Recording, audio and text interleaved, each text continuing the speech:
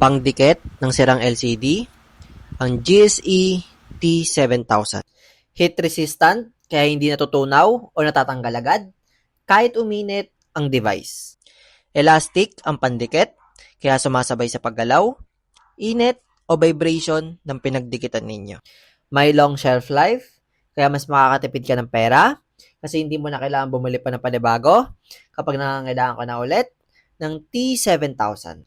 Waterproof at moisture resistant, kaya hindi madaling matanggal kahit mabasa. Fast drying time, kaya hindi matagal maghintay bago magamit ulit ang bagay na inaayos mo. May nozzle, kaya hindi makalat at mas accurate ang application. Multifunctional, pwede sa plastic, metal, glass, goma, ceramic, tela, kahoy, at leather. Kaya hindi masasayang kapag may natira.